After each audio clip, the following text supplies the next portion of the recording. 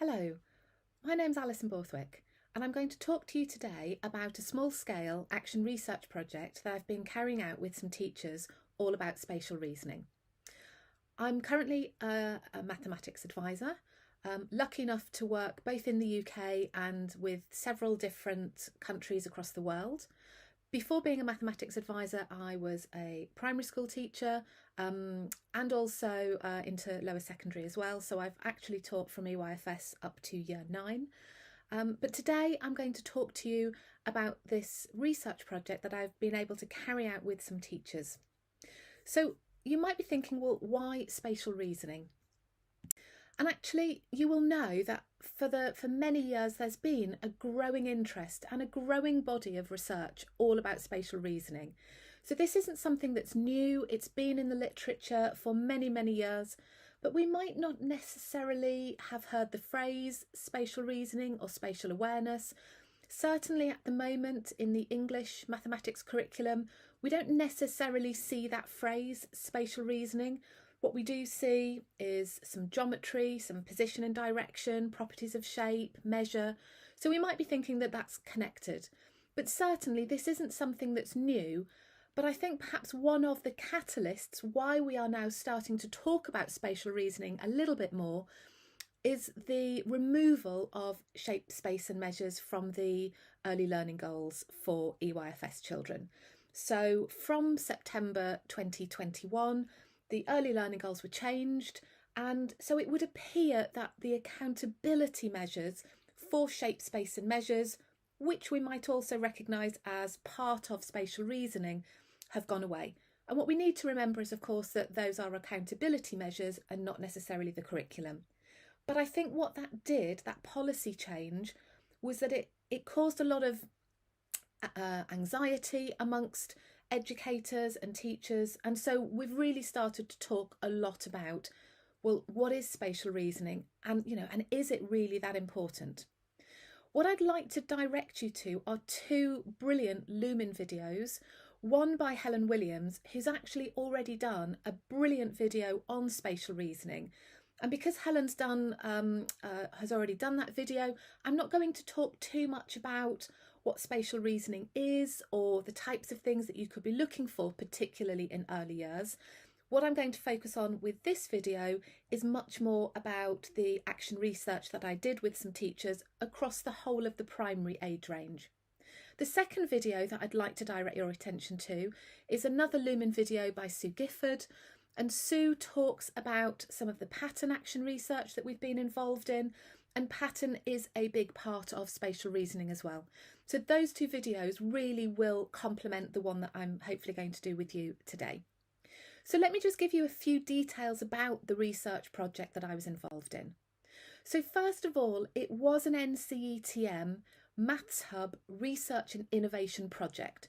So what that means is that every year the National Centre offer each Maths Hub the opportunity to put in a bid to do what they're calling a research and innovation project. So I put in the bid with my hub, which is Angles Maths Hub, which supports the Norfolk and Suffolk geographical area. And we got the bid, and what that meant was that I could recruit some teachers and some schools from across Norfolk and Suffolk to come with me, to join with me and really, learn alongside, what do we want to investigate? What do we want to find out? I was lucky enough to be able to recruit teachers from across the primary age range. So within the group, I had reception, 2 year 6 teachers and also a teaching assistant as well. So it was a very rich group. We had 2 groups, predominantly because we were going to try and run this face to face. So a group in Norfolk and a group in Suffolk. But then the COVID-19 pandemic struck, and so we took everything online. So that was quite tricky, I have to say, but we managed. And so the teachers kind of attended whichever group they could. But usually there was about 8 participants in one group and 8 in another. So you can see that we had 6 half-day sessions across approximately 8 months, and everything was online. So what were the key outcomes for the project? Well, I'm going to talk to you about 3 different outcomes, and then kind of where we got to in terms of, we summarised it. So in terms of the professional learning for the adults, what did we want to look at? Well, we certainly wanted to enhance the subject knowledge. So we wanted to make sure that, I wanted to make sure that the teachers and the teaching assistant really knew what spatial reasoning was, and that they had command of that subject knowledge. And so to do that, we continually ask these questions such as, well, what is spatial reasoning? Why is it important? Maybe it's not important. What about the research that was underpinning it all? What key concepts, what do we mean when we say spatial reasoning? What are we actually talking about mathematically? And then how can we promote it? Should we promote it? So those are the types of things that we were looking at in terms of the professional learning for the participants. In terms of then taking that into practice, and also there was a leadership element there because one of the teachers was also a maths subject leader, and occasionally a couple of the head teachers from the schools would drop in as well. Mainly because it was online, it was a really good opportunity for them to do that. So there was the possibility of influencing policy at a different level as well. So we were looking at teachers really reviewing their practice, being that reflective practitioner and thinking, so we're going to try something in the sessions that they had with me, and then how could they take that back into their classroom, and of course what was the impact then going to be on pupil outcomes. And that was really interesting because I would do one task, but I would have reception to year 6, so we would then talk about, so how can you adapt it? What do you need to think about? What's suitable? Do you need to contextualise it for your children? We also kind of were starting to look at, well, does it correlate? Is there some match between spatial reasoning and mathematical performance? Because as I'll share with you a little bit of the research, and the research says, yeah, there is. So we said, well, the research might say that, but is that actually true? So we started to look at that. And then we also drew on quite a lot of international studies that were kind of on things like children's spatial language, that geometrical reasoning, that visualization, mental rotation going on, and also some numerical data as well. So it was very rich. And as I say, we had 6 sessions. They were half days, but we really did kind of go to the wire. We made sure that they were sort of 3.5 hours long each. So we did have quite a good amount of time. So what we were able to do, I'll talk to you about the pupil outcomes as well before I say something else. So the third kind of big outcome was, well, what does this all mean for the children that we're teaching? So we kind of anticipated that the pupils would have that greater exposure just because the teachers were coming out to the sessions and then trying things back in the classrooms, so that hopefully those pupils would be able to start to apply some of those skills across all of their mathematical thinking, actually. That's what we were aiming to do. We really went to town on visualization skills. So spatial reasoning is made up of all of these different elements, but visualization is a particularly key element. So we did a lot of practice, we did a lot of tasks where we were really strengthening, I guess, our visualization skills. And so we wanted to see whether that improved with the pupils, and also improving kind of those reasoning skills by having to explain. So that communication, being able to collaborate, being able to talk to one another. And then also, we wanted to see whether there was anything in terms of attitudes. Could we motivate pupils more? Could they have more fun? Could they have a positive attitude? Could they have that growth mindset? That idea about being able to have a go, to have perseverance and resilience, and certainly that communication. So it was quite a tall order. That's kind of, and I wrote those outcomes and then kind of presented them to the teachers and said, what do you think? And they said, oh, it's quite a tall order there. And I was like, yeah, okay, well, let's see how we go. And it really was a very genuine, we'll all learn together. I would read some research, design the session, and then we'd all kind of talk about it and what we thought. And then the teachers would come back each session and say, well, I had a go at this, or yeah, I did that, and I'm not sure about, can we chat about it? So it's a real collaborative mini action research project. So we decided that actually we needed to summarise those 3 pages of outcomes. So we kind of had these 4 questions. So, is spatial reasoning a predictor of later achievement in maths? And you'll see when I share the research in a minute that the research says it is. So we said, well, let's give it a go. What do we think on the ground?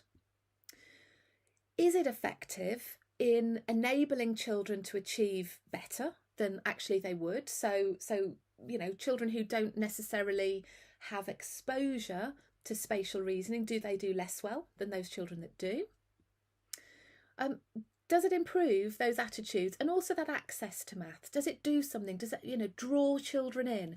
Can we tap into different things that they're thinking, that they're reasoning? So we were really kind of going both content and skill in terms of mathematics. And finally, what about the curriculum? I mentioned earlier that in the English Maths National Curriculum, the phrase spatial reasoning, spatial awareness, it doesn't appear. So we do have kind of, these silos of, well, here's a bit on shape and space, or here's a bit on measures. So does it do something to the curriculum? So I promised that I'd give you a flavour of the research, and I will. And what happened with each of those 6 sessions is that I would share different parts of the research each session. So in effect, we were building up our knowledge of the research that was out there as we went.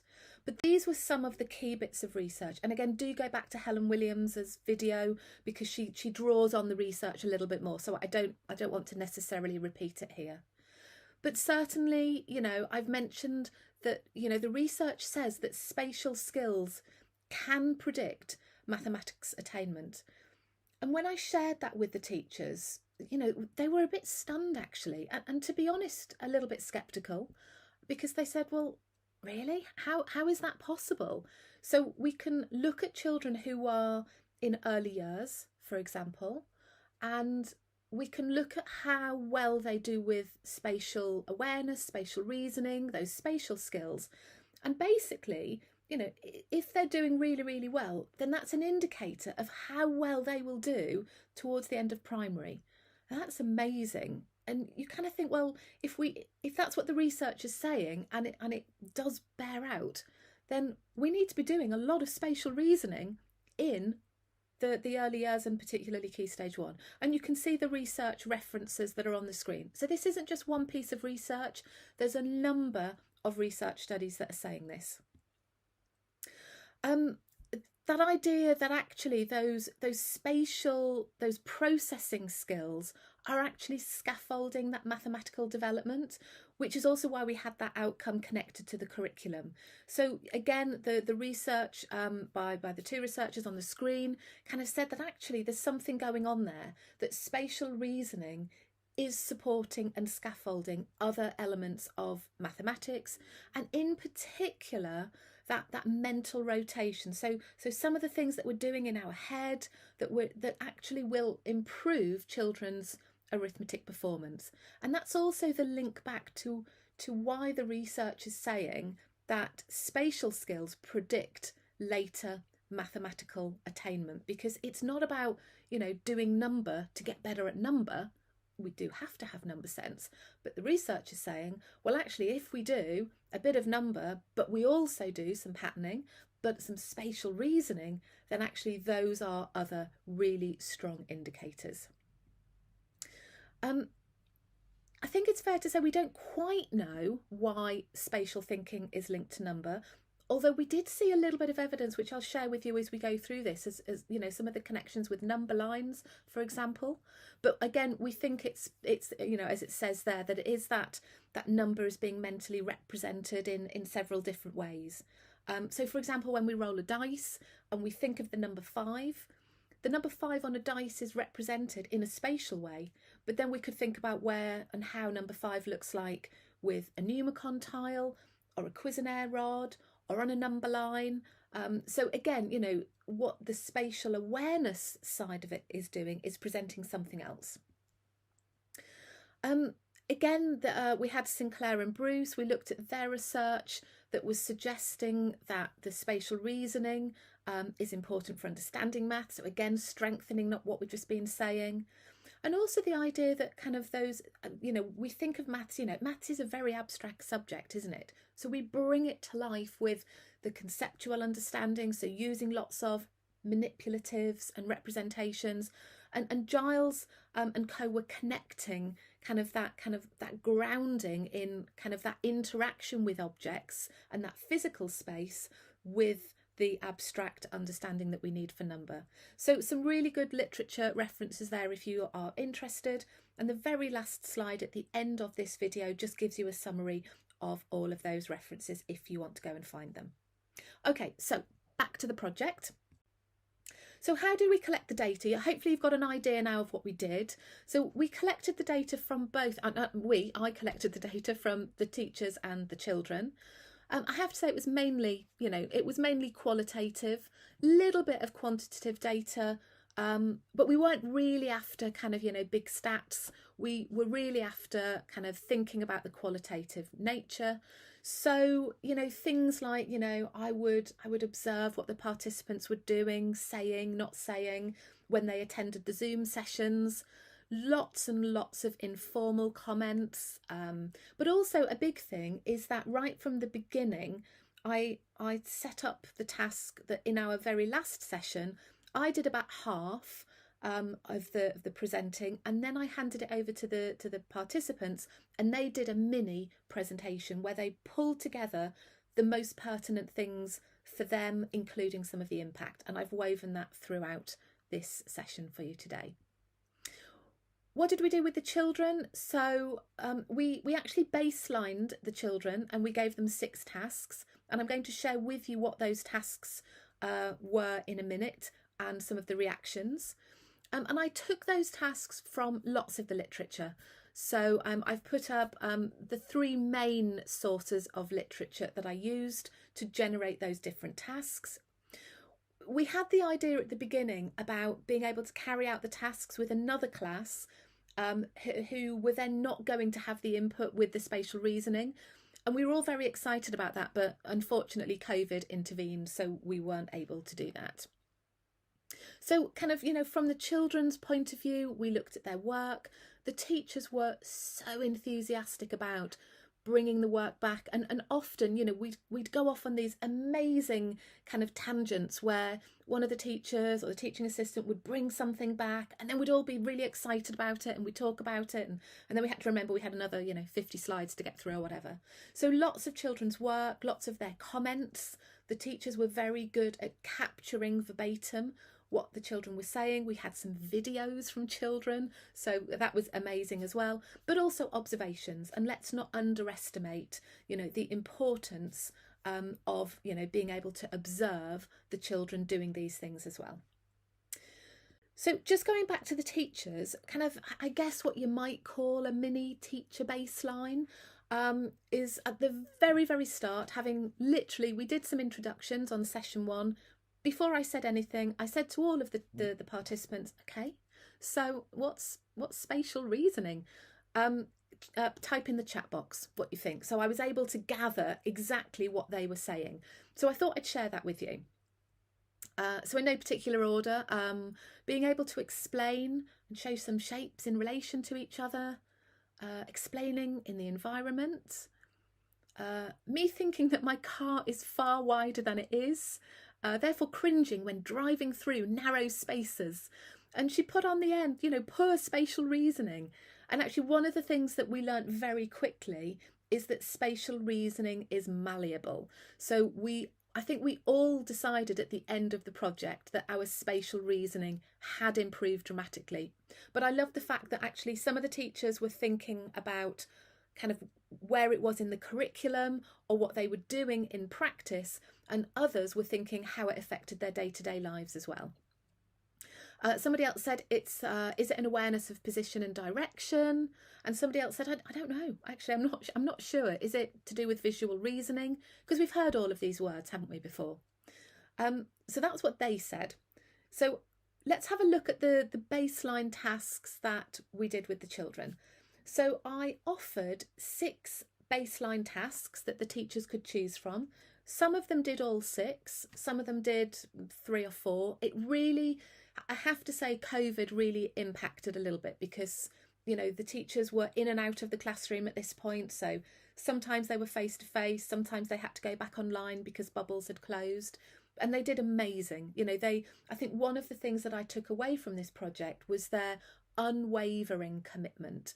There was just no way that they were giving up. And I think that just showed a real excitement and hunger to learn about this. So they were able to choose however many tasks they wanted. They were also able to choose how many children. You know, I was really cautious and I said, look, you know, you could pick 6 children. You could have 2 novices, 2 apprentices, 2 experts, or you could do it with the whole class. Entirely up to you. I let them choose, with the caveat that when we finished, just before session 6, they were to repeat exactly the same tasks with exactly the same words that they used and instructions with exactly the same children. So that was the only thing that they had to think about, and they all did that, which was brilliant. So here was number 1. Again, they're not in any particular order. So the teachers were able to choose one of the squares on the slide. Some of them did all 4 of them, some of them just did 1. But the idea is that you show children one of the squares for 10 seconds and then you hide it, and then you ask the pupils to try and draw it from memory.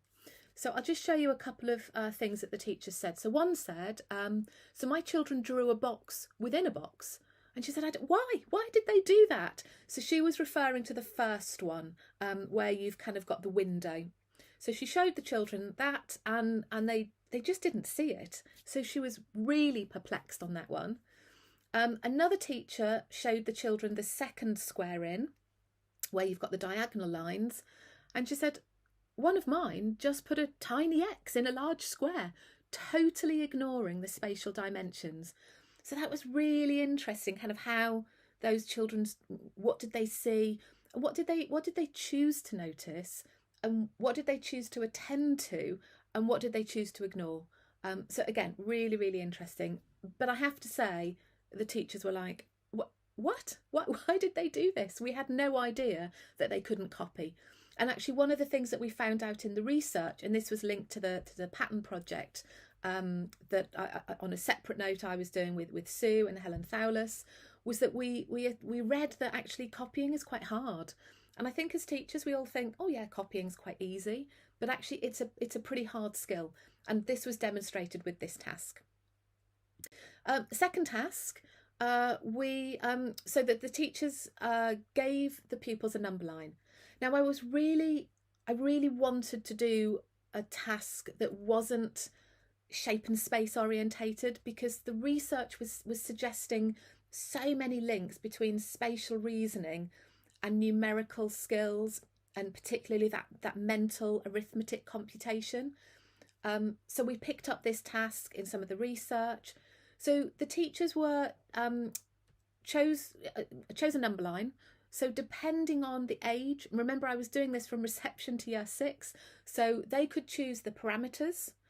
They then chose between 3 and 5 numbers that they told the children to place on the number line.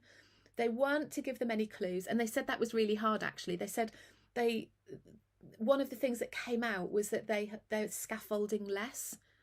But they said, but the children learnt more by scaffolding in a different way and not over scaffolding. Actually, the children became more resilient and actually a little bit cleverer at kind of trying to decide what the teachers were doing. So that was a really interesting outcome actually from the research. So this is what one of the teachers said. She said, the children just, it was like we hadn't ever done number line. She said, we taught it a few weeks ago, but when I gave them the numbers, they just couldn't do it. So that's something interesting going on there, isn't it? Year 1 teacher, she said, my year 1 children just bunched all of the numbers together. And again, the teachers were like, why did they do that? So that was really interesting.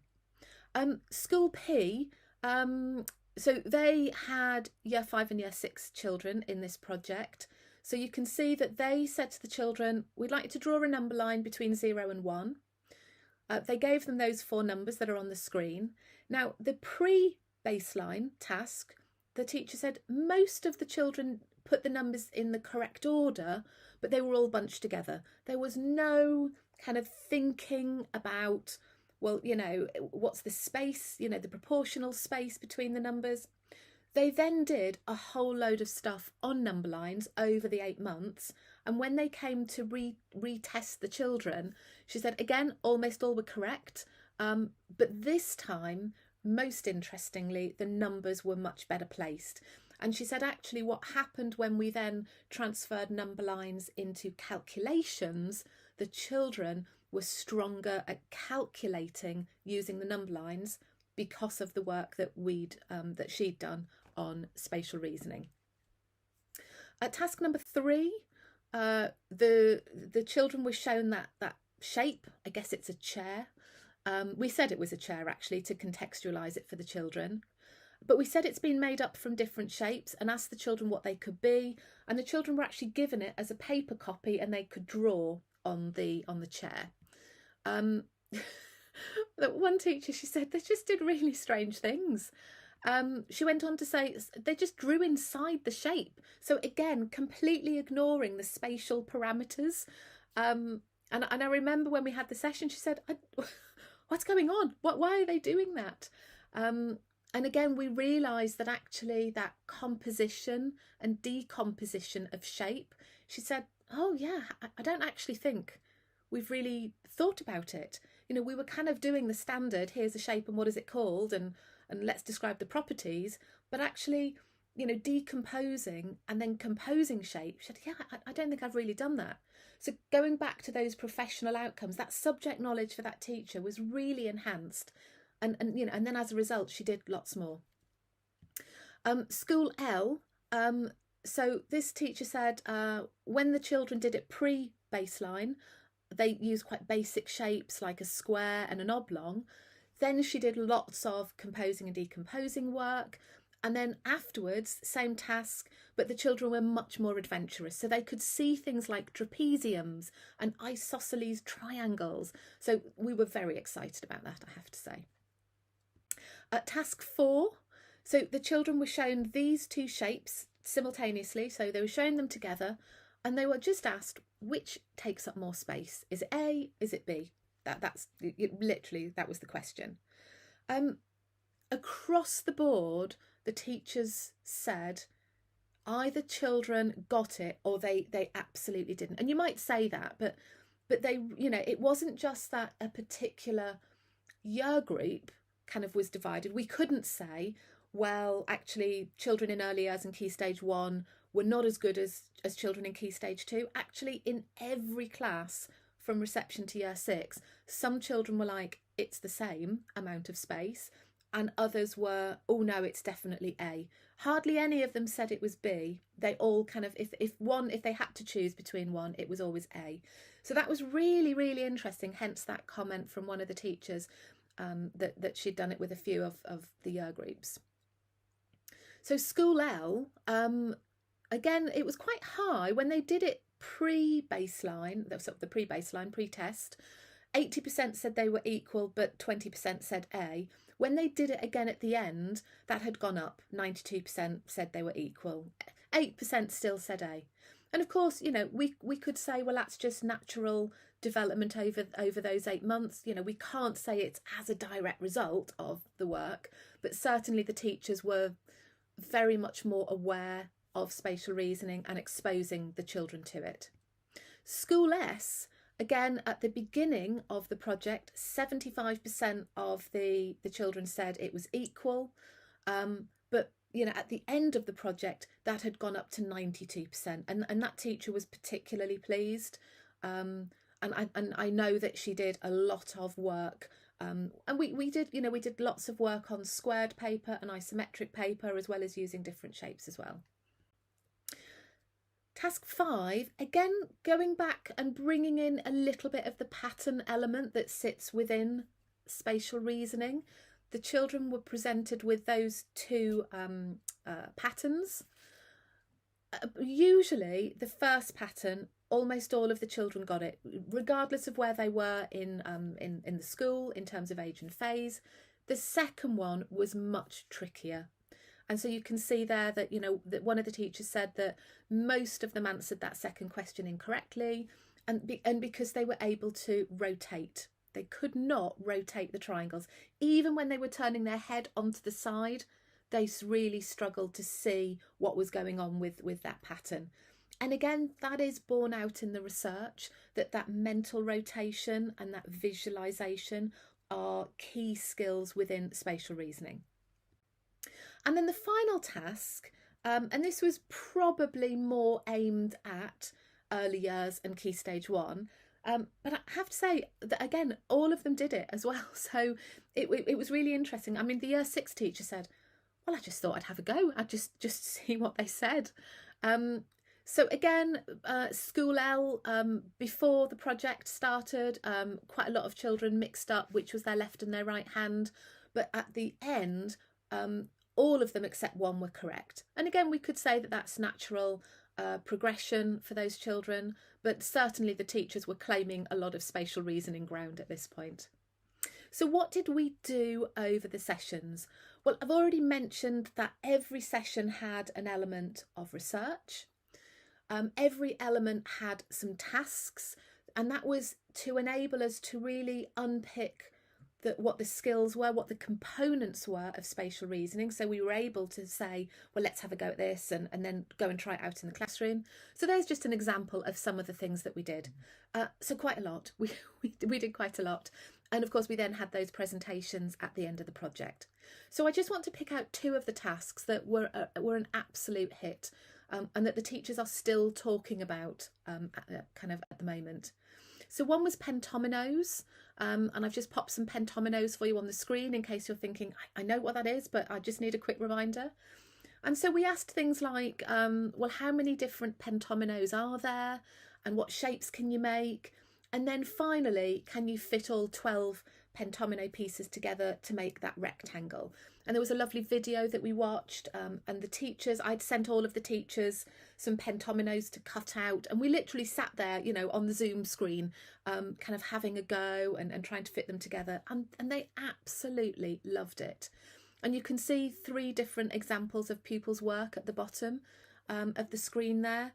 And this was one of those activities where particularly one of the participants was doing this online. So she'd made this amazing video that she sent home for the online learning, and quite a lot of the children videoed themselves completing the task. I mean, that was just amazing. You know, you hope for those kind of things, and it was just, you know, we almost couldn't keep up with the speed of the, you know, with the excitement and enthusiasm with the children. So this was from one Year 5 girl. She said, and we watched this video. And she said, now, I'm going to talk to you about my thinking because it looks different, but it's the same block. And while she was talking, she was rotating and she was saying, and I'm really curious about how to get this one in.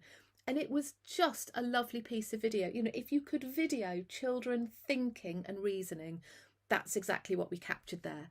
And that particular teacher was thrilled with that. And it just kept on going. You know, the class they wanted to do more and more and more on pentomino. So that was a real hit.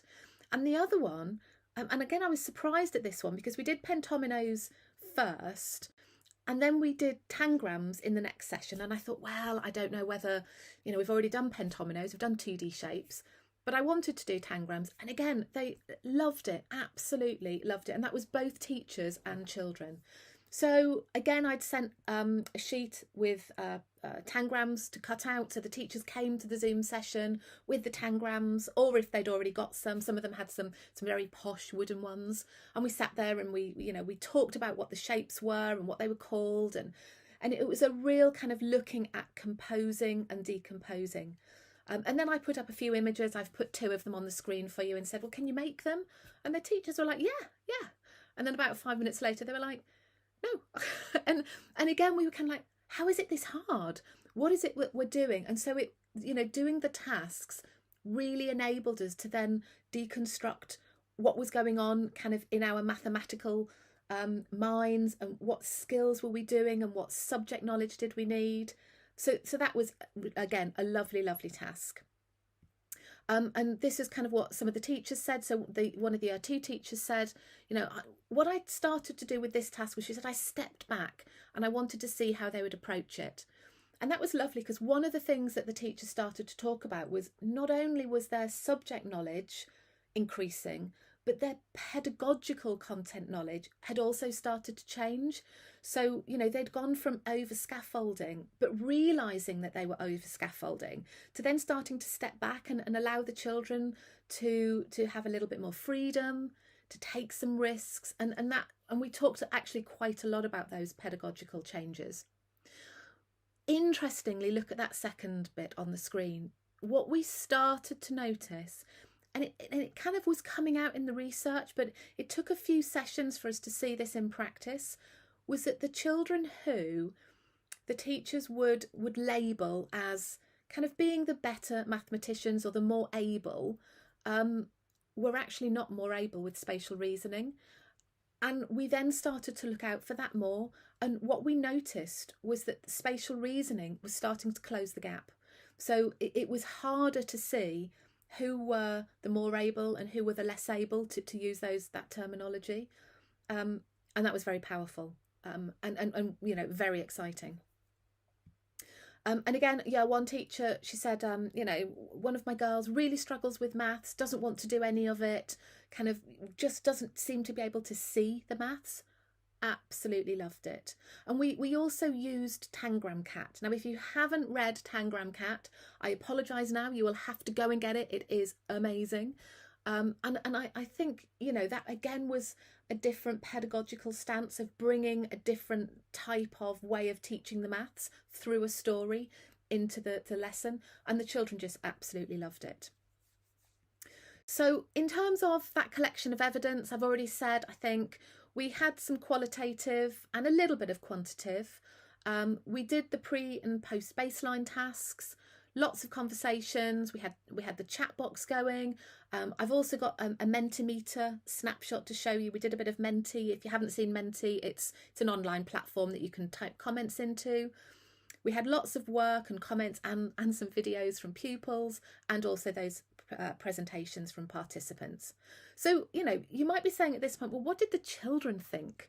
Well, it was amazing. I mean, we've got a little bit of work there on the screen, but, they would say things like this, this is impossible, but I really want to do it because it looks so cool.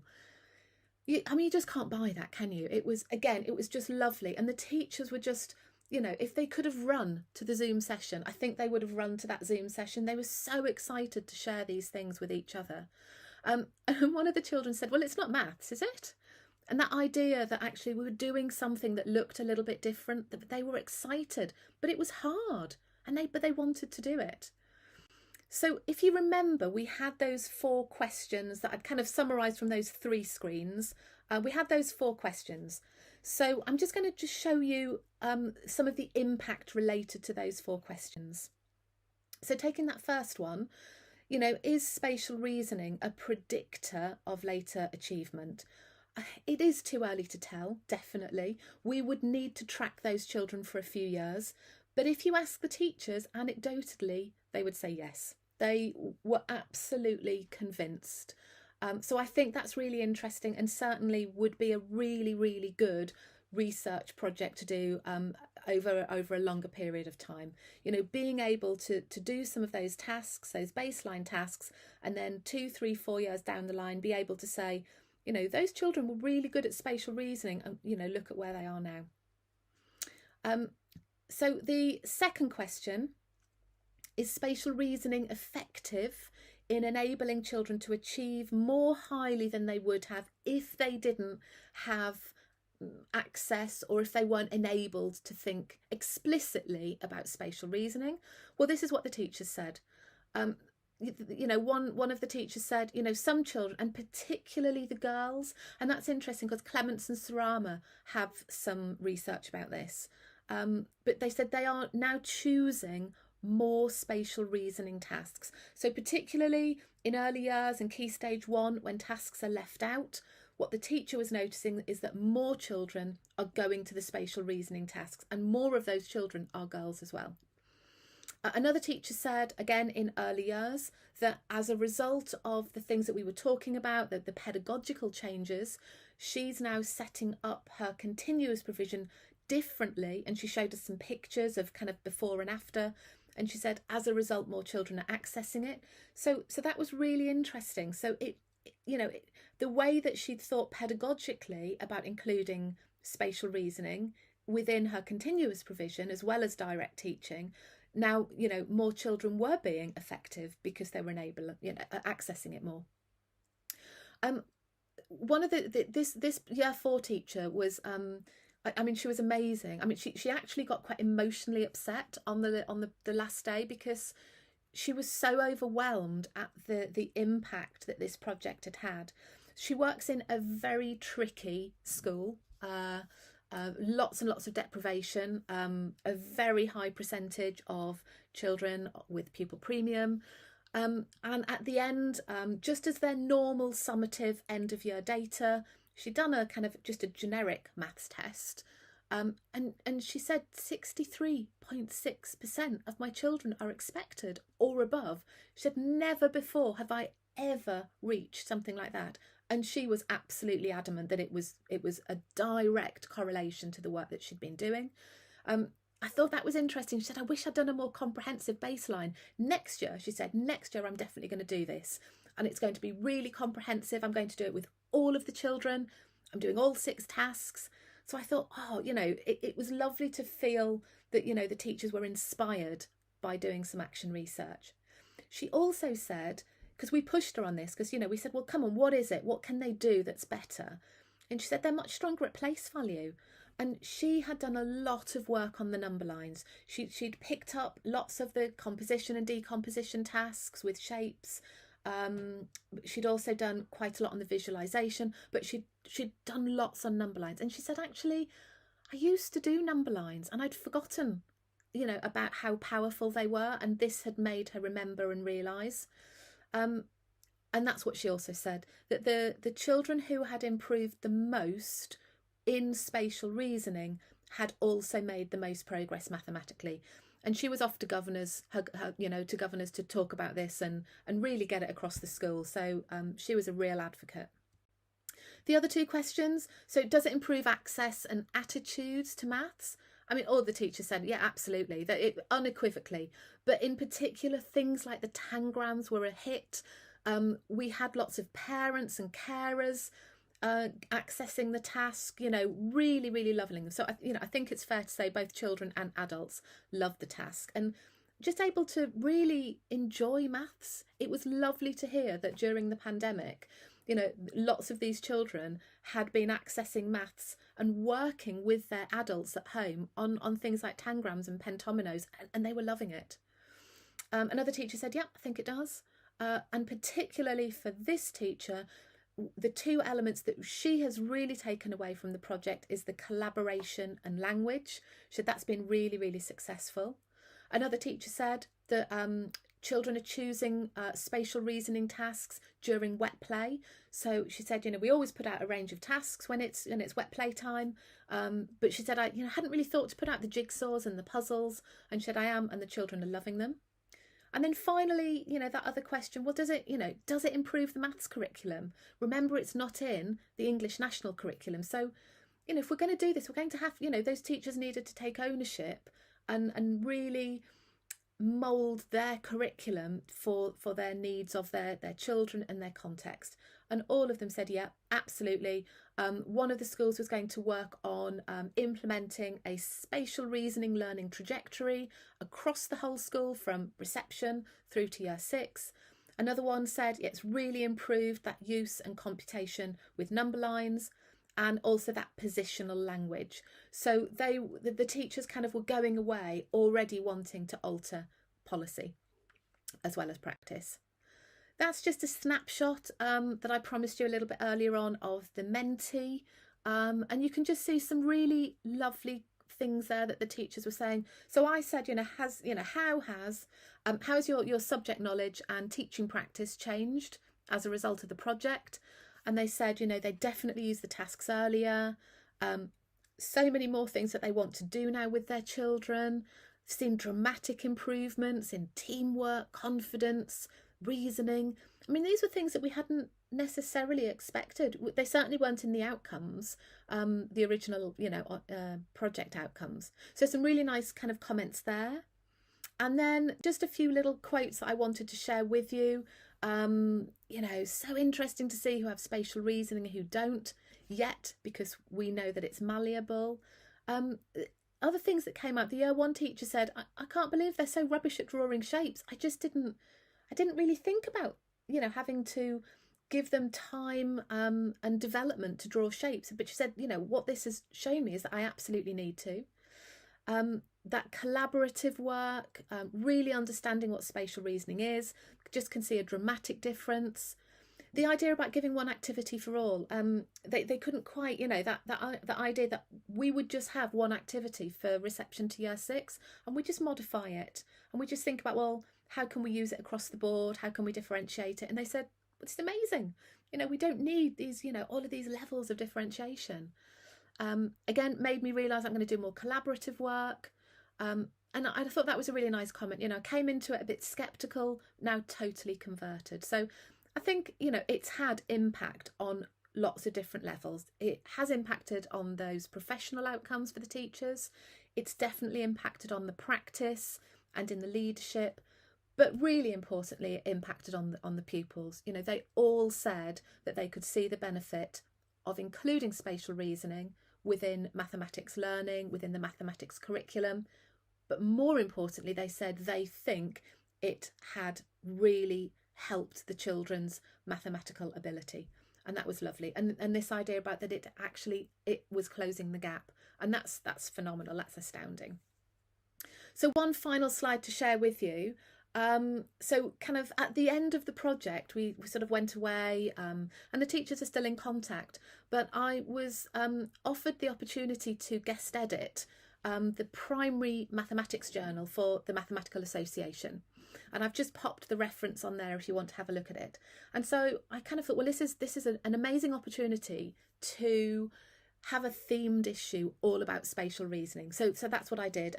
And Helen Williams and Sue Gifford and lots of other amazing colleagues have contributed to articles.